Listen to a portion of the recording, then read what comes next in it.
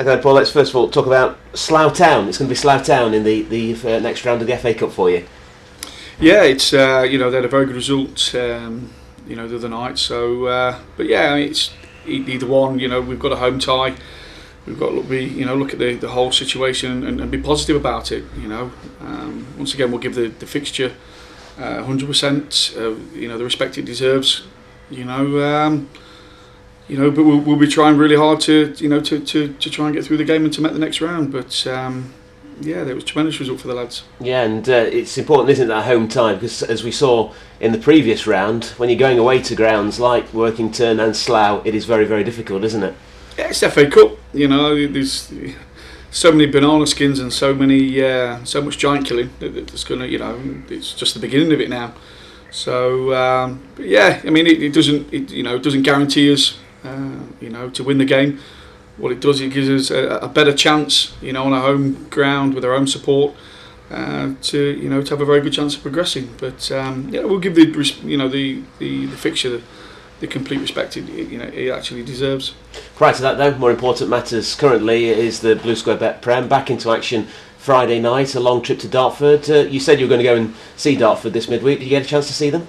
Yeah, I travelled down midweek, watched the replay with Forest Green, and sort of very entertaining game. Lovely setup, and I think on the night Dartford could be a little bit unlucky. I think it was 3 goalkeeping mistakes that let Forest Green in, but we're in for a tough game. I think we've been defeated twice now in something like 8 games. And we're going into it with especially our away form, going into it with a little bit of confidence. So our feet are firmly placed on the ground, and we know what to expect down there. But we want to go and try and put our away form right. What about Dartford? Are they doing a hist, and is it sort of riding high because they're up here for the first time, or do they genuinely deserve to be there, do you think? Well, up there because they deserve to be there. They've won the amount of games, and they deserve the credit and the respect. That they are. They're above us in the table. So there's there's a scenario where we can close that gap a little bit if we got a positive result. But it's going to be a hard game. They're a good side. Like I say, they're riding high from promotion last year, and a very organised unit. A bit odd having a Friday night game travelling so far. Is it typically you do it as if it's a Tuesday night game? Is that how you approach it? Yeah, well, we do it as if it's a night game, no matter what when in the week it is, or days, or we just approach it like it's another game. The lads have trained well this week. We look as though we're getting 1 or 2 bodies back, from injury, and that can only stiffen the squad up and make competition for places. Just that little bit more competition in the squad. Yeah, one of those that tweeted was John Thompson. He says he's back training. You must be delighted with that. Yeah, it's Tomo's had a bit of a rash time. He comes back, he just gets on his feet, and then it's not just a little knock. It's a suspected broken leg that went into an infection. So he doesn't do things half, Tomo.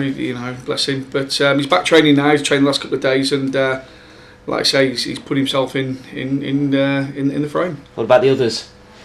Well, we've got 1 or 2. Nick Wright's been training. We've still got Exodus that I think will be probably looking to have a fitness test today. Ryan Tafazoli's back training.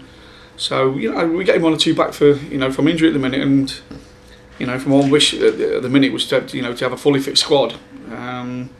And we can try and put a settled side together for a run of games and try and get some consistency in our play and in our results. So, but saying that the lads have the last 2 games we've had 2 very good results, 2 difficult games in different circumstances, but the lads have come through both games really well. What about this formation at the moment, 3-4-1-2? It seems to be working well at the moment for you, doesn't it? Well, we've had 5 games playing that way, and I think we've conceded 2 goals since we've been playing it. 1, I think 4 of them drew 1. So, but yeah, formations and tactics and all that go out the window. It's football players that win matches, and to have the your full complement of players back competing for a place is my one wish, to be honest. And then we can start and plan, and we can start and get a little bit of consistency in the selection and a little bit of consistency in our play.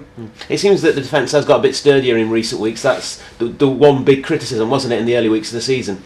Our defending was poor, and I'm not just going to blame the back three, back four for that. You have to look at our defending as a team. And there wasn't the desire that has been over the last 2, maybe 3 weeks. I mean, our defending on Saturday at Workington was absolutely out of this world. We got back to throwing bodies in the way of shots and blocking crosses, and doing all the horrible stuff that wins your football matches.